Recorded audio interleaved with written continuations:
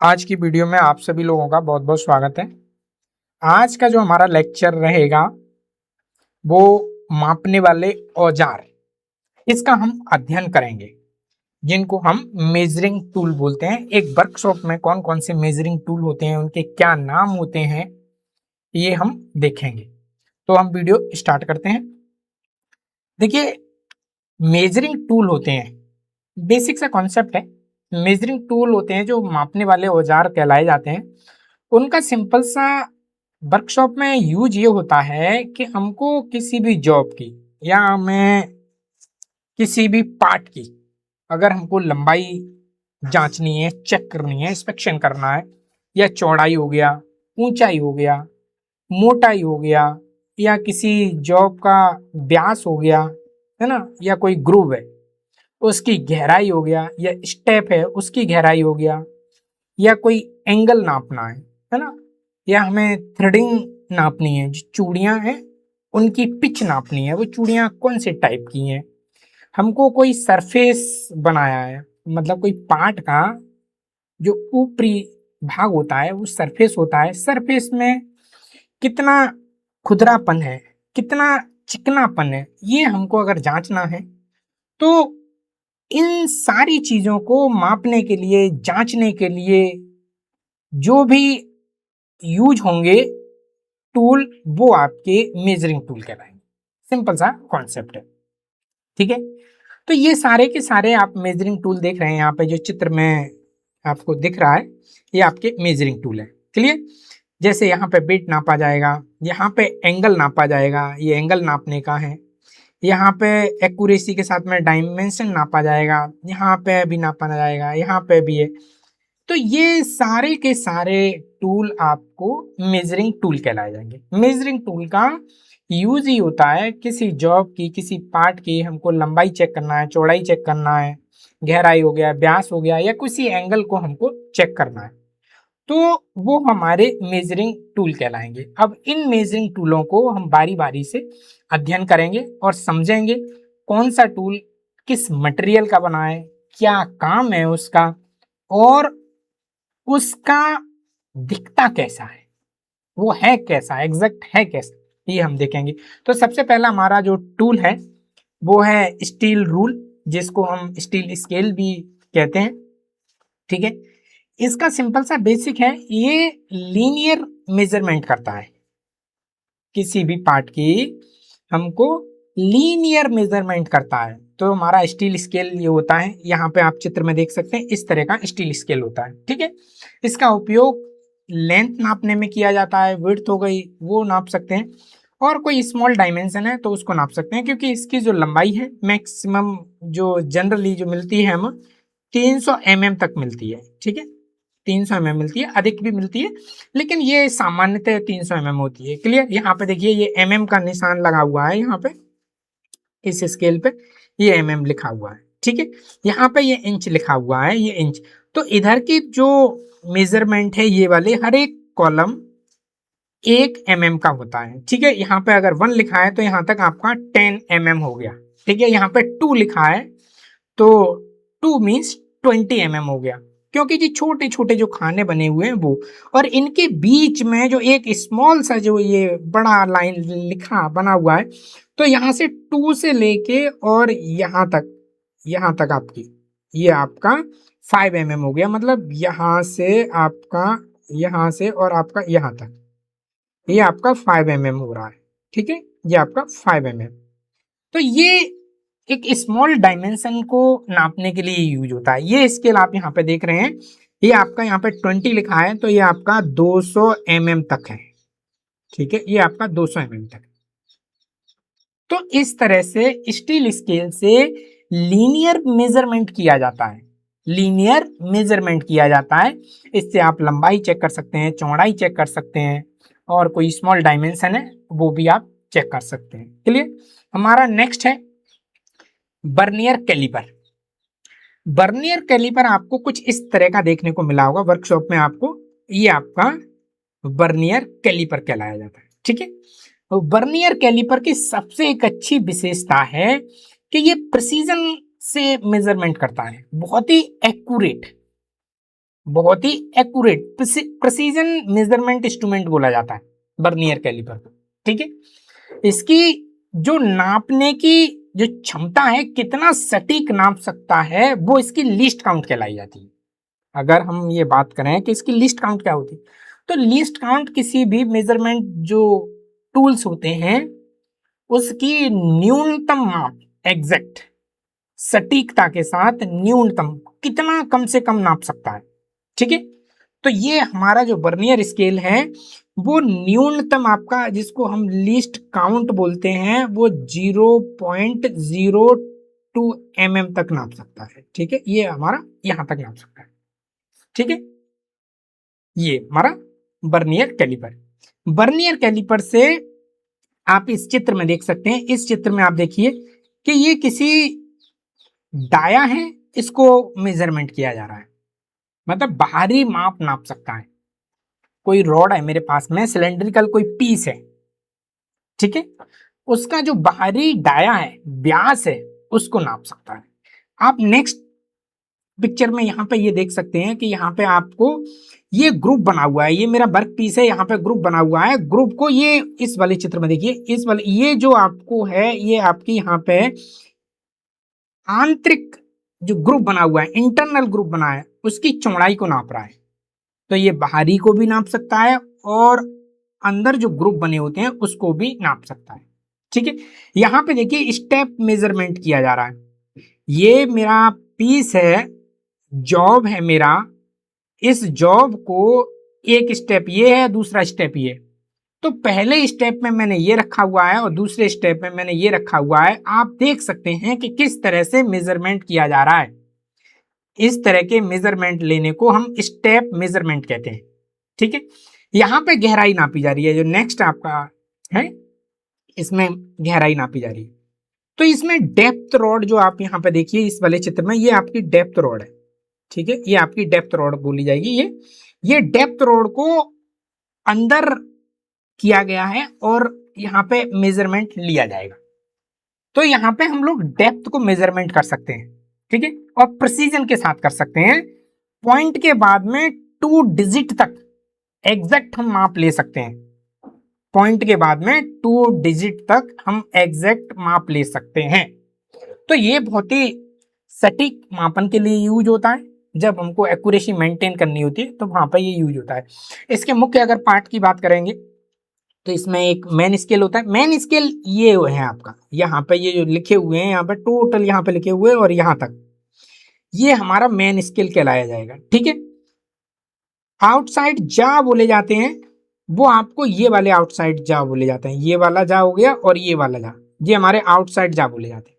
ठीक है, इनसाइड जा हो गया, जिनसे आंतरिक माप ली जाती है, अंदरूनी माप ली जाती है, वो हमारे इनसाइड जा बोले जाएंगे। तो ये आपके ऊपर वाले, ये वाले आपके इनसाइड जा कहलाए जाएंगे ये। ठीक है, ये दोनों इनसाइड और ये आपके आउटसाइड जा कहलाए जाएंगे। ठीक है, ये हो गए। नेक्स्ट है आपका डेप्थ रॉड। डेप्थ रॉड आपको ये वाली कहलाई जाएगी, जहां पे मैंने ये एरो का निशान लगाया हुआ है, ये डेप्थ रॉड कहलाई जाएगी। ठीक है, मेन बीम हो गया, मेन बीम आपका ये कहलाया जाएगा, मेन बीम। ठीक है, ये मेन बीम। नेक्स्ट है हमारा लॉकिंग स्क्रू। लॉकिंग स्क्रू आपका ये कहलाया जाएगा, लॉकिंग स्क्रू। ठीक है, आप यहाँ पे देख सकते हैं सेट स्क्रू जो दिखाया गया है, ये दूसरा जो चित्र लगा हुआ है वहां पे सेट स्क्रू। ठीक है, फाइन एडजस्टमेंट किया जाता है, वो इससे किया जाता है, फाइन एडजस्टमेंट ये लगा हुआ है। ठीक है, तो हमको बहुत ही बारीक एडजस्टमेंट करना होगा तो हम उसको फाइन एडजस्टमेंट स्क्रू के द्वारा करेंगे।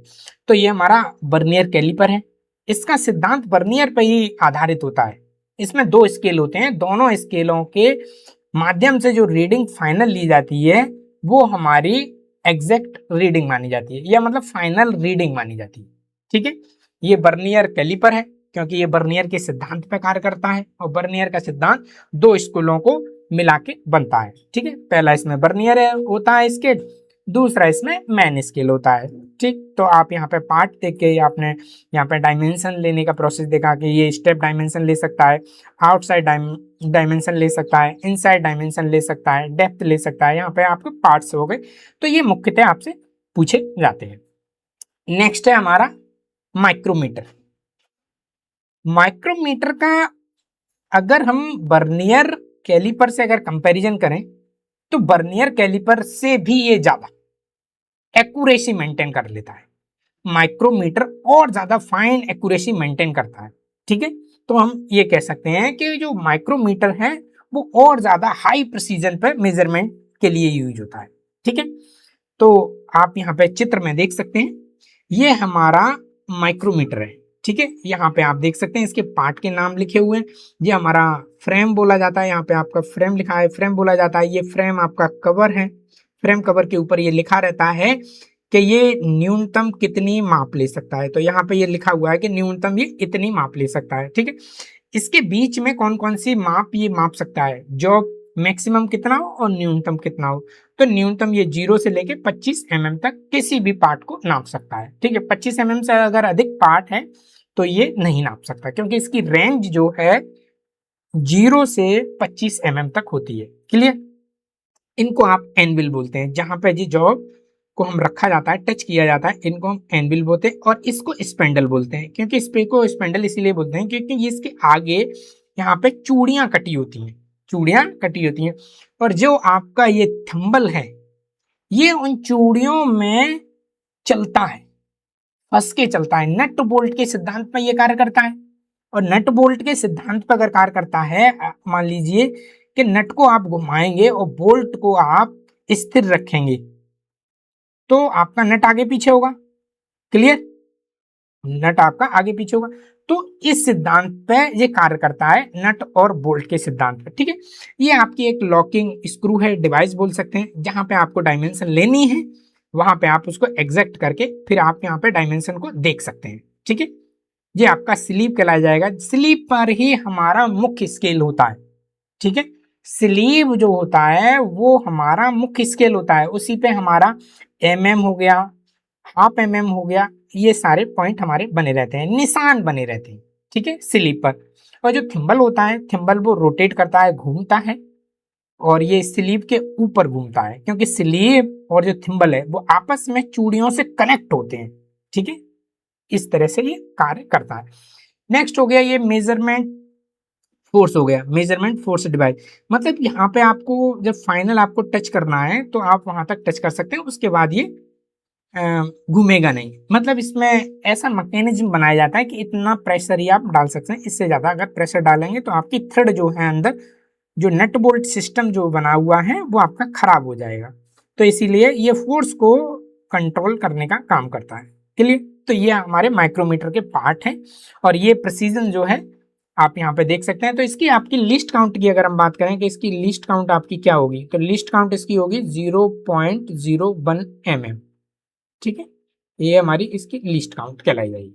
ठीक है, तो ये इसकी लिस्ट काउंट है।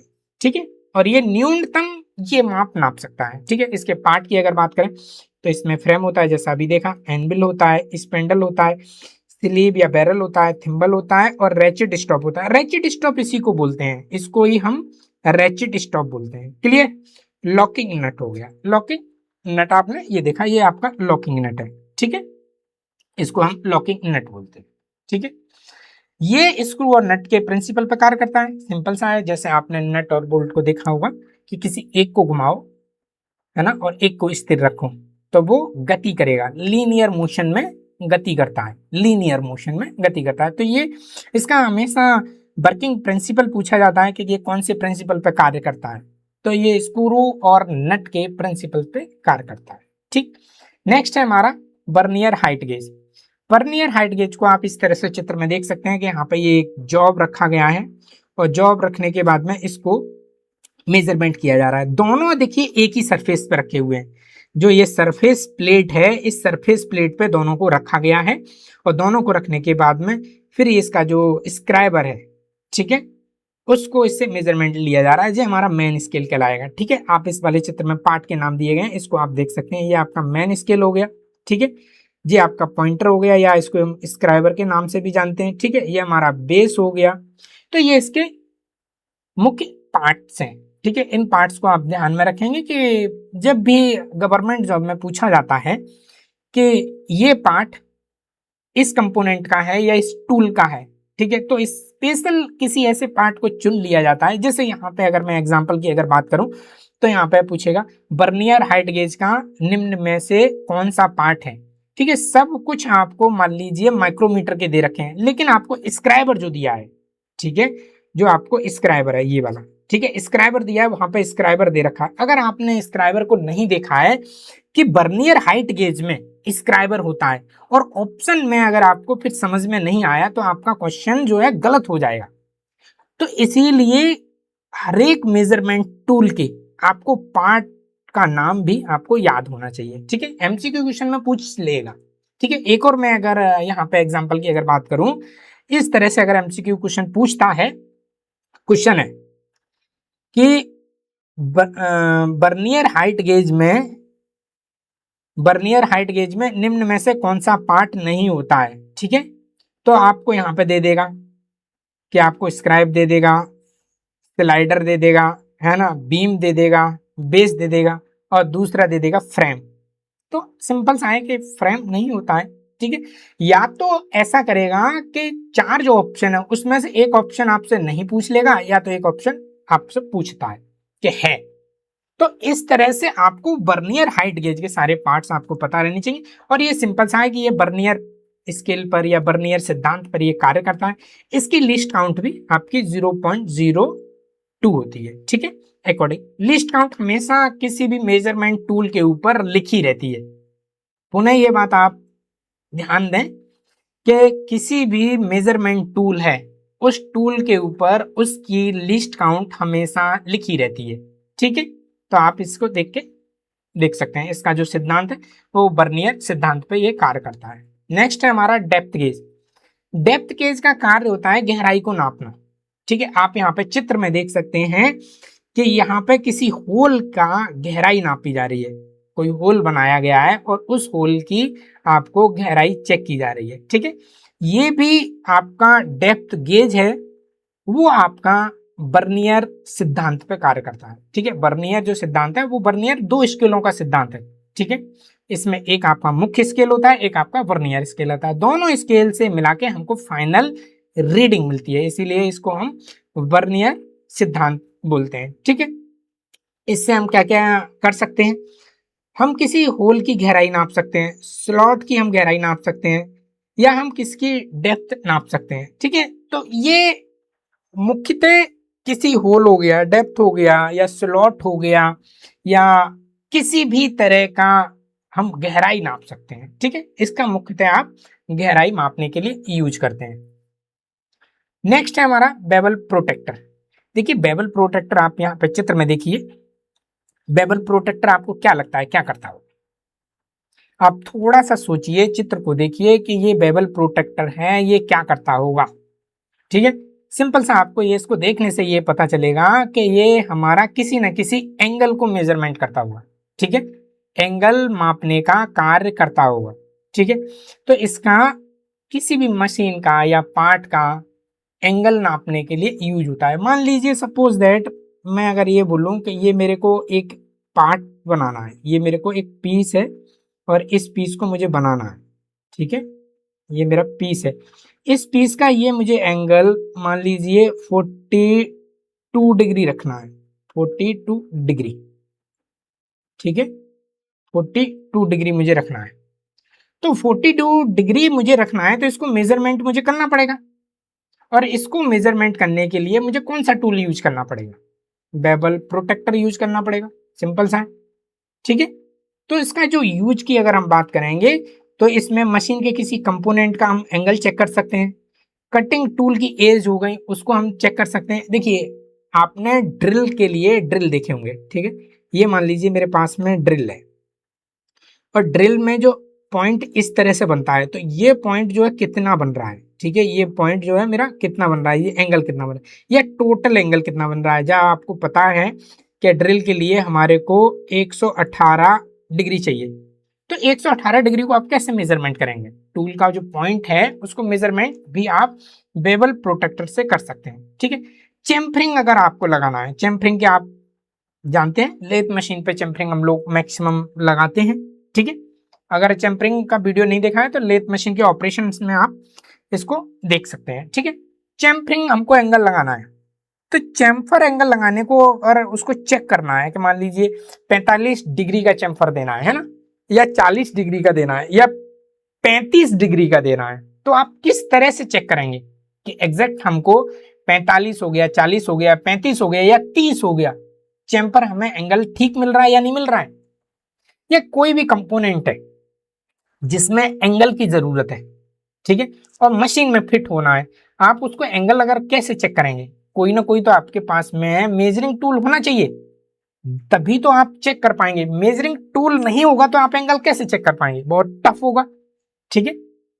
तो ये आपका एंगल चेक करने के यूज में होता है, ठीक है। आप इस तरह से यहाँ पे देख सकते हैं कि आपको जो ब्लेड है, यहाँ पे जो ब्लेड दिखाया है, ये ब्लेड है और ये स्टॉक है, ठीक है, ये स्टॉक है और ये आपका ब्लेड है। तो ब्लेड और स्टॉक के यहाँ पे बीच में पार्ट को रखा जाएगा, ठीक है, यहाँ पे आपका बीच में पार्ट रखा जाएगा और यहाँ से आपका एंगल फाइंड किया जाएगा कि एंगल एग्जैक्ट है कितना, कितना हमको कम और करना है, ठीक है। जब एंगल मान ले फिट नहीं हो रहा है तो हमको एंगल चेक करना है, और एंगल चेक करने के बाद में हमको मेजरमेंट करना है। तो मेजरिंग टूल में ये आपका एंगल चेक करता है, बेबल प्रोटेक्टर। बेबल प्रोटेक्टर आपका एंगल नापने में यूज होता है, ठीक। आप इस तरह से देख सकते हैं। यहाँ पे एमसीक्यू क्वेश्चन अगर मैं एक एग्जांपल के तौर पर लूं तो इस तरह से लिया जा सकता है कि ड्रिल बिट का एंगल चेक करने के लिए निम्न में से यूज किया जा सकता है, और वहां पे आपका एक जो ऑप्शन में दिया गया है वो बेबल प्रोटेक्टर है, ठीक है। आप समझ गए होंगे क्वेश्चन को। तो इस तरह से आपके एमसीक्यू क्वेश्चन आते हैं। नेक्स्ट है हमारा स्लिप गेज। स्लिप गेज आप चित्र में देख सकते हैं कि ये आप स्लिप गेज है, ठीक है। आप अगर देखा है तो अच्छा बात है। ये आपके स्लिप गेज होते हैं, इस तरह से एक बॉक्स में रखे होते हैं, जो छोटे छोटे ब्लॉक होते हैं, ठीक है, छोटे छोटे, इन्हें गेज ब्लॉक भी कहा जाता है। ये बहुत ही हाई प्रिसीजन डायमेंशन में बने होते हैं, मतलब स्टैंडर्ड रूप होता है इनका, ठीक है, कि ये स्टैंडर्ड होते हैं। आप बहुत ही एक्यूरेसी के साथ में इनका मेजरमेंट कर सकते हैं। इसके ऊपर मेजरमेंट नाप लिखा रहता है, ठीक है। मान लीजिए मेरे पास में कोई एक ये है, ये मेरे पास में स्लिप गेज है, और इस स्लिप गेज के ऊपर अगर मान लीजिए 20 mm लिखा है, तो ये एग्जैक्ट 20 mm का होगा, ठीक है। बहुत ही सटीक, मतलब हाई प्रिसीजन में ये बनाए जाते हैं। 20 mm होगा, पॉइंट में भी अधिक नहीं हो सकता, बहुत ही प्रिसीजन के साथ बनाए जाते हैं, ठीक है। तो इसका उपयोग हम कहाँ करते हैं, अगर हम ये बोले कि स्लिप गेज का हम उपयोग कहाँ करते हैं, तो स्लिप गेज का जब हम किसी भी इक्विपमेंट को, मान लीजिए हमको वो गलत रीडिंग दे रहा है, तो वहां पे हम उसको कैलिब्रेशन करने के लिए यूज कर सकते हैं, ठीक है। कैलिब्रेशन यूज करने के कर सकते हैं। या फिर हमें मान लीजिए 20 mm का ये है जो मैंने ये बनाया, वो 20 mm का, और 20 mm का ही मुझे एक पार्ट बनाना है, तो मैं दोनों का कंपैरिजन कर सकता हूं और प्रिसीजन मेजरमेंट ले सकता हूं। बहुत ही ज्यादा हाई एक्यूरेसी के साथ में मैं मेजरमेंट ले सकता हूं, ठीक है। तो प्रिसीजन मेजरमेंट हो गया, ठीक है, कैलिब्रेशन हो गया।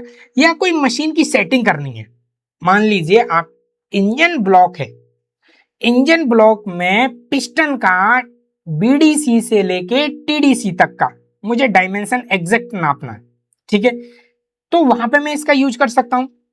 या आप जो बॉल्व असेंबली है, बॉल्व के बीच में जो क्लियरेंस होता है, ठीक है, क्लियरेंस होता है वो बहुत ही माइक्रोन में होता है, तो माइक्रोन में चेक करने के लिए मैं यहां पे यूज कर सकता हूं, ठीक है। मतलब किसी भी मशीन की अगर हमको सेटिंग करनी है तो वहां पे भी हम यूज कर सकते हैं कि बल्ब को हमको ये सेटिंग करना है या बल्ब के हमको ये करना है, तो इस तरह से हम सेटिंग कर सकते हैं। इंस्पेक्शन कर सकते हैं, निरीक्षण, मतलब किसी चीज का हम जांच पड़ताल कर सकते हैं। मान लीजिए आपका इंजन के जो बल्ब स्प्रिंग है उसका जो है डाया मुझे चेक करना है, तो भी मैं स्लिप गेज से कर सकता हूं, ठीक है। स्लिप गेज सिंपल सा अगर हम एक वर्ड में बात करें तो ये एक इंस्ट्रूमेंट को दूसरे इंस्ट्रूमेंट से कैलिब्रेशन करने के मेजरमेंट में होता है। मशीन की सेटिंग हो गया या जांच हो गया, है ना, इंस्पेक्शन करने के लिए काम आता है, ठीक है। ये बहुत ही हाई प्रिसीजन डायमेंशन के साथ में बने होते हैं, तो इसीलिए इनको हाई प्रिसीजन डायमेंशन स्टैंडर्ड बोलते हैं, ठीक है। इनको गेज ब्लॉक भी बोला जाता है और स्लिप गेज भी बोला जाता है, ठीक है, दोनों नाम से हम बोल सकते हैं, ठीक है, गेज ब्लॉक या फिर स्लिप गेज। ठीक है, तो ये ब्लॉक नुमा होते हैं छोटे छोटे, आप इस तरह से देख सकते हैं। हर एक डायमेंशन के होते हैं, 5 mm हो गया, 8 mm हो गया, 10 mm हो गया, 30 mm तक भी आपको ये देखने को मिल सकते हैं। ठीक है, तो ये स्लिप गेज हो गया। नेक्स्ट है हमारा फिलर गेज। देखिए फिलर गेज आप इस तरह से देख सकते हैं, यहाँ पे ये चित्र में दिखाया गया है कि ये आपका फिलर गेज है। ये आपको बहुत सारी इसमें पत्तियां होती हैं। ठीक है, बहुत पतली पतली पत्तियां होती हैं। ये पत्तियों का एक समूह टाइप का होता है। यहाँ पे आप ये बोल्ट देख रहे हैं, ये वाला, ये हाथ में पकड़ा हुआ है, ये आपका बॉडी है, और यहाँ पे जो बोल्ट लगा हुआ है, ये बोल्ट के साथ में ये सारी पत्तियां कनेक्ट रहती हैं। जो पत्ती हमको चाहिए उसके ऊपर लिखा हुआ होता है कि ये कितना इसकी मोटाई है। उस पत्ती की मोटाई उस पत्ती के ऊपर लिखी रहती है। ठीक है, और यहाँ पे बहुत बारीकी के साथ में इनको प्रिसीजन के साथ में बनाया जाता है, जिससे हमको ये चेक करना होता है। देखिए यहाँ पे इंजन में ये इस बारे चित्र में देख सकते हैं, इस वाले चित्र में। ठीक है, इसमें इंजन की जो बॉल्ब असेंबली है, यहाँ पे ये चेक किया जा रहा है कि क्लियरेंस कितना रखा गया है, मतलब गैप। ठीक है, और गैप के लिए यहाँ जो पत्ती यूज की गई है, ये पत्ती पे जो लिखा हुआ है, ये लिखा हुआ है 0.020 mm, ये लिखा हुआ है। ठीक है, ये डायमेंशन है। तो पत्ती की ये मोटाई है, पत्ती की मोटाई है। अगर ये पत्ती आराम से जा रही है, आराम से निकल रही है, तो इसका मतलब ये है कि यहाँ पे जो गैप है वो 0.02 mm है। ठीक है, तो फिलर गेज का उपयोग बहुत छोटे जो गैप होते हैं, बहुत ही ज्यादा जो छोटे गैप होते हैं, उनको चेक करने के लिए किया जा सकता है। ठीक है, मतलब क्लियरेंस को मेजर करने के लिए, क्लियरेंस अगर वहां पे है कोई, तो उसको मेजरमेंट करना है तो उसको हम कर सकते हैं। ठीक है, इसमें अलग अलग थिकनेस की ये प्लेट होती हैं, ब्लेड इंजन को बोला जाता है। ये ब्लेड है, और इन ब्लेडों को जैसे अकॉर्डिंग है उनको हमको चाहिए। एक यहाँ पे ये है, बहुत ही इंपॉर्टेंट है कि हम दो ब्लेडों को आपस में संयोजित करके, मिक्स करके, उनको भी हम चेक कर सकते हैं। 3 ब्लेड को भी कर सकते हैं, तो हम ऐसा भी कर सकते हैं, एक ब्लेड के साथ में हम 2 ब्लेड भी कनेक्ट आपस में कर सकते हैं, तो उसकी जो है थिकनेस है वो बढ़ जाएगी, और उससे हम चेक कर सकते हैं। तो ये आपका फिलर गेज है। फिलर गेज का छोटे गैप हो गए। ठीक है, या क्लियरेंस, कहीं पे भी जगह है, सांस बोल सकते हैं, सांस है, क्लियरेंस है, वहां पे हम इसका यूज कर सकते हैं। तो इस तरह से ये हमारा फिलर गेज है। नेक्स्ट है हमारा डायल गेज। डायल गेज के नाम से ही आपको पता कर चल रहा होगा कि ये डायल नुमा होगा। ठीक है, ये डायल गेज होता है। और डायल गेज का यूज जो किया जाता है, सबसे पहले तो आपको ये याद रखना है कि ये कंपेयर करने के लिए किया जाता है। ठीक है, इसका यूज जो किया जाता है कंपेयर करने के लिए किया जाता है। ठीक है, जैसे मान लीजिए ये इस चित्र में आप देख रहे हैं, इस चित्र में ये चक में ये एक पार्ट लगा हुआ है, मान सकते हैं कि ये पार्ट है, और ये पार्ट का मुझे रन आउट चेक करना है, अलाइनमेंट चेक करना है। तो ये रोटेट करेगा, तो रोटेट करने पे अगर ये माइक्रोन में भी अगर अपना अलाइनमेंट खोता है, तो इस पे जो डायल इंडिकेटर है, इस पे जो निडल है, सुई है, वो फ्लक्चुएट करेगी। मतलब जहां पे 0 है वहां से 10 mm की तरफ आने का प्रयास करेगी, या फिर इधर की तरफ जाने का प्रयास करेगी। तो इसका हम फ्लक्चुएशन से ये चेक कर सकते हैं कि इसका अलाइनमेंट ठीक है या नहीं। ठीक है, तो डायल टेस्ट इंडिकेटर मतलब बहुत ही छोटे माइक्रोन में किसी भी डिस्प्लेसमेंट को चेक करने के लिए काम आता है, मतलब उसको डिटेक्ट करने के लिए। अगर मान लीजिए हमको समझ में नहीं आ रहा है कि ये अलाइनमेंट कितना आउट है, और वहां पे एक्यूरेसी बहुत ज्यादा जरूरी है, तो हम इस तरह से कर सकते हैं। इसको स्टैंड में लगा के रखा हुआ है, इसको स्टैंड में, और स्टैंड में लगाने के बाद में कुछ इस तरह से ये लगाया जाता है। ठीक है, अब यहाँ पे ये देख सकते हैं कि इस समय क्या है कि ये इस समय इधर की तरफ है, मतलब ये अलाइनमेंट इधर की तरफ, तो ये 0 से इधर की तरफ बढ़ गया है, 0 से ये इधर की तरफ बढ़ गया है। 3 पॉइंट यहाँ पे बढ़ गया है, आप देख सकते हैं 1 पॉइंट, 2 पॉइंट और 3 पॉइंट। 3 पॉइंट ये आगे की तरफ बढ़ गया है। ठीक है, यहाँ पे ये एग्जैक्ट 0 है, लेकिन हमको तो ये समझ में आ रहा है कि ये तब भी सीधा था, ये अब भी सीधा है, लेकिन इसमें डिस्प्लेसमेंट हुआ, वो इसने डिटेक्ट कर लिया। ठीक है, तुरंत डिटेक्ट कर लिया। इसके अंदर ऐसा मैकेनिज्म बना होता है, वो स्मॉल डेविएशन को, बहुत ही छोटे डिस्प्लेसमेंट को डिटेक्ट कर लेता है। ठीक है, तो ये बहुत ही हाई एक्यूरेसी से बनाए जाते हैं और हाई एक्यूरेसी पे ये कार्य करते हैं। ठीक है, इनका उपयोग आप कहाँ कहाँ कर सकते हैं, किसी का रनआउट चेक करने में कर सकते हैं, अलाइनमेंट चेक करने में कर सकते हैं, उसका फ्लैटनेस चेक करना है वहां पे भी कर सकते हैं, पैरेलल आपको चेक करना है कि ये पैरेलल एक से दूसरे से हैं क्या नहीं। ठीक है, पहले ही मैंने बताया कंपैरिजन करने के लिए मैक्सिमम यूज किया जाता है, जहां पे कंपेयर करना हो। मान लीजिए ये सरफेस है और ये सरफेस है, दोनों सरफेसों को कंपैरिजन करना है तो भी हम इसका यूज कर सकते हैं। ठीक है, एक सरफेस पे इसका बेस रहेगा, जो इसका स्टैंड है उस स्टैंड का जो बेस है बेस रहेगा, और दूसरे जो सरफेस है उस पे इसका निडल पॉइंट रहेगा। ठीक है, जो पॉइंटर है वो पॉइंटर रहेगा। ठीक है, स्मॉल डायमेंशन का वेरिएशन है उसको चेक करने के लिए यूज किया जाता है। ठीक है, डायल टेस्ट इंडिकेट अक्सर कंपेरेटिव मेजरमेंट के लिए उपयोग होते हैं। ठीक है, कंपेयर करने के लिए यूज होते हैं, इसीलिए कंपेरेटिव मेजरमेंट के लिए उपयोग किए जाते हैं। ठीक है, तो ये आपका डायल इंडिकेटर बोला जाता है, इसको डायल गेज भी बोलते हैं, डायल इंडिकेटर भी बोलते हैं। नेक्स्ट है हमारा थर्ड पिच गेज। आप चित्र में यहां पे देख सकते हैं कि इस तरह से जो मेरा मेजरिंग टूल है, वो टूल किसी भी चूड़ी होती हैं जिनको हम थ्रेड्स बोलते हैं, थ्रेड को चेक करने के लिए काम आता है।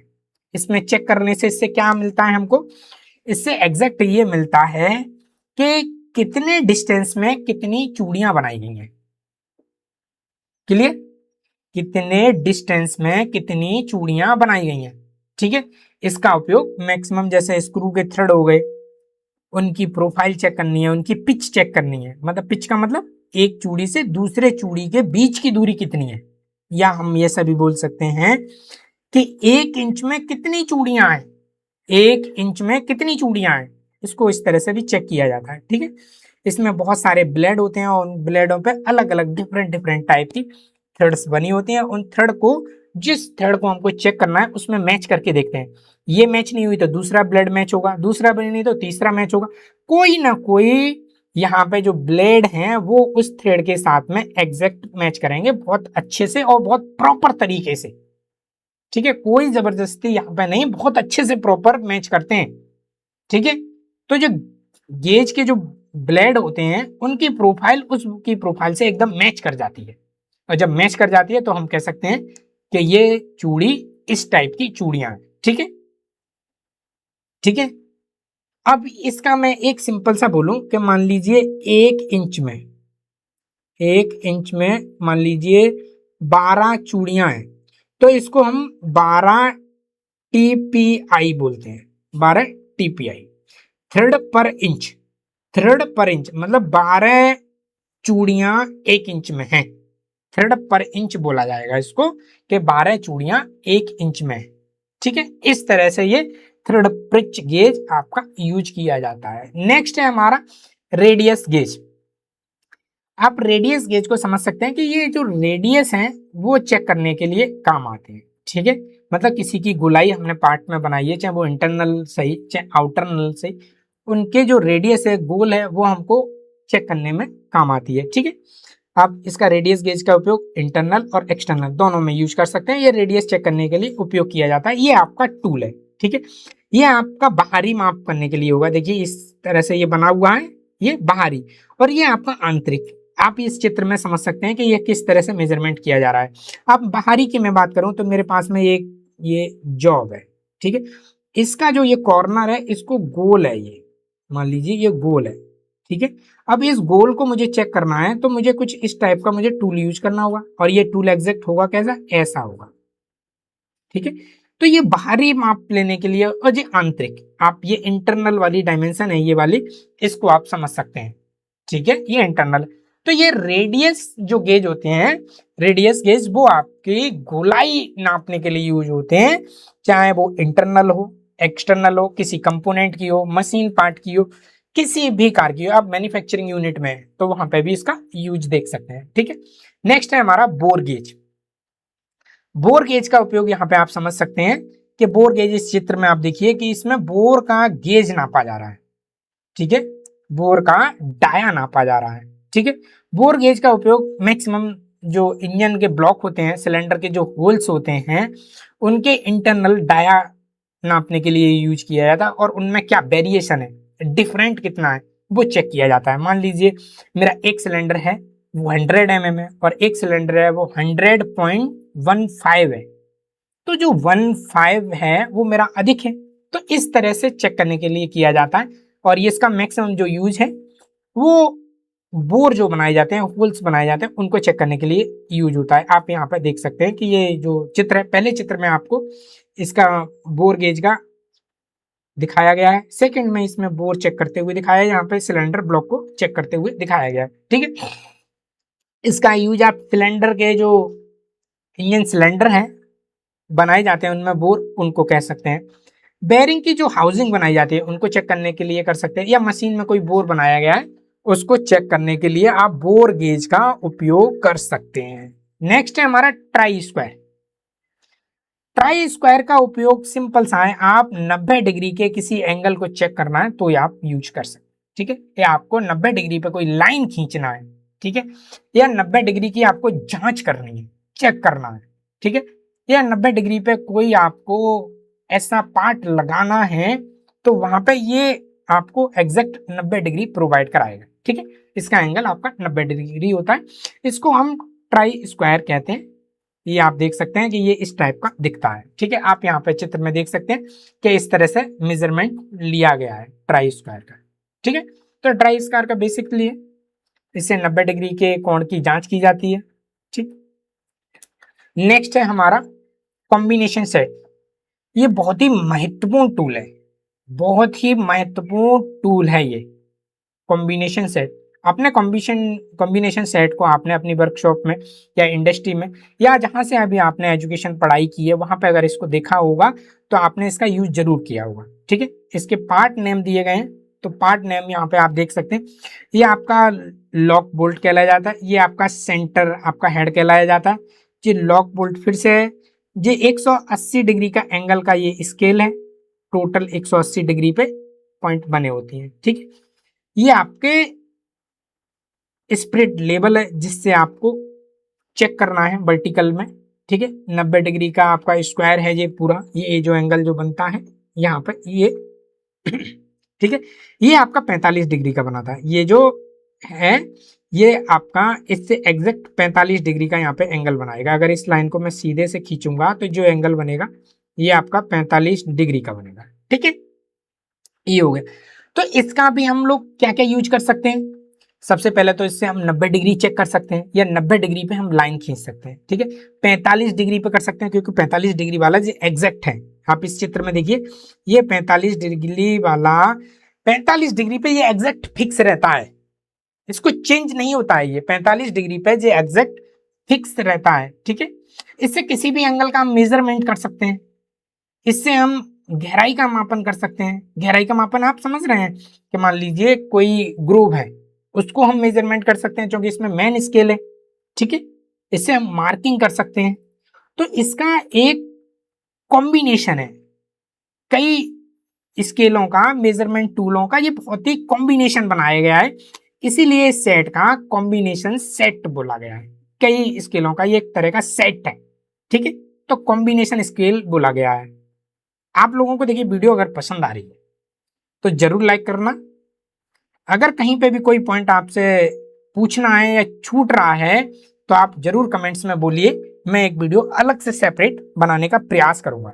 ठीक है, तो आप लोग इसको बहुत ध्यानपूर्वक देखिए, समझने का प्रयास कीजिए, और अगर वीडियो आपको लाइक करनी है, अगर थोड़ा सा भी समझ में आया है, कुछ भी अगर आपको यहाँ से नॉलेज मिली है, कुछ भी नॉलेज मिली है, तो आप जरूर लाइक कमेंट्स जरूर करें, और पहली बार हमारे चैनल पे आए हैं तो सब्सक्राइब जरूर कर लें। आगे आपको वीडियो इंजीनियरिंग टॉपिक पे आपको मिलती रहेंगी। ठीक है, देखिए ये जो कॉम्बिनेशन सेट है, ठीक है, इससे आपको एंगल कर सकते हैं, मार्किंग कर सकते हैं, अलाइनमेंट चेक कर सकते हैं, आपको कोई चीज एकदम 90 डिग्री पे स्टैंडर्ड खड़ी है या नहीं खड़ी है। आप स्पिरिट लेवल जिसमें लगा हुआ है, स्पिरिट लेवल से चेक कर सकते हैं। आपको गहराई मापने का कार्य करना है, उस पर कर सकते हैं, या मार्किंग करना है, इस तरह से कर सकते हैं। इसमें किसी भी एंगल पर कर सकते हैं, क्योंकि 180 डिग्री का इसमें एक रीडिंग स्केल दिया हुआ है। आप 5 mm से लेके 1 mm, वो एक एंगल से लेके आप 180 डिग्री एंगल तक, 180 डिग्री एंगल तक आप कोई भी मेजरमेंट यहां पर लिख सकते हैं। ठीक है, यहां से किसी भी सिलेंड्रिकल रॉड का आप सेंटर निकाल सकते हैं। आप मान लीजिए आपके पास में कोई रॉड है, सिलेंड्रिकल रॉड है, और इसका सेंटर पॉइंट आपको निकालना है। तो सिंपल सा ये वाला जो पार्ट है, ये वाला जो पार्ट है, इस पार्ट को यहां से रखिए, यहां से रखिए, और एक लाइन इसके सेंटर से खींच दीजिए। जो सेंटर पॉइंट होगा वो आपका सेंटर से होके जाएगा। तो यहाँ पे आप बहुत सारे काम एक ही मेजरिंग टूल के अंदर कर सकते हैं। ये इसका सबसे अच्छा एक एडवांटेज है कि एक टूल से बहुत सारे काम हो सकते हैं। तो ये मेजरिंग टूल आपको मैक्सिमम हर जगह, हर इंडस्ट्री, हर वर्कशॉप में आपको जरूर मिलेगा। गवर्नमेंट एग्जाम में हो गया या आपका इंटरव्यू में हो गया, आपको हर जगह आपसे इससे पूछा जाएगा। ठीक, पूछ लेते हैं आप कॉम्बिनेशन सेट का क्या क्या यूज है, कॉम्बिनेशन सेट से क्या क्या कर सकते हैं। कॉम्बिनेशन सेट से क्या सेंटर हम पता कर सकते हैं? यस, पता कर सकते हैं। कॉम्बिनेशन सेट से हम 22.5 एंगल का हम कोण चेक कर सकते हैं। यस, कर सकते हैं। परपेंडिकुलर चेक कर सकते हैं। हाँ, बिल्कुल चेक कर सकते हैं। 90 डिग्री का आप ये देखिए, ये आपको मैंने बताया कि ये आपका जो है, ये आपका 90 डिग्री चेक करने के लिए काम है। तो इससे बहुत सारे हम कार्य कर सकते हैं, इसीलिए इसको कॉम्बिनेशन सेट बोला गया है। और ये हर एक वर्कशॉप में, चाहे आईटीआई की हो, चाहे पॉलिटेक्निक की हो, या बीटेक की हो, कोई सी भी इंजीनियरिंग अगर वर्कशॉप है तो वहां पे आपका इसका यूज जरूर होता है। क्लियर? आप लोग समझ गए होंगे। अगर आपको समझ में आया तो आप लोग जरूर लाइक करें। और आज की वीडियो में इतना ही। आगे आने वाली वीडियो में फिर से मुलाकात होती है। तब तक के लिए आप लोग चैनल को सब्सक्राइब कर लें, बेल आइकन दबा लें। आप लोगों का बहुत बहुत धन्यवाद।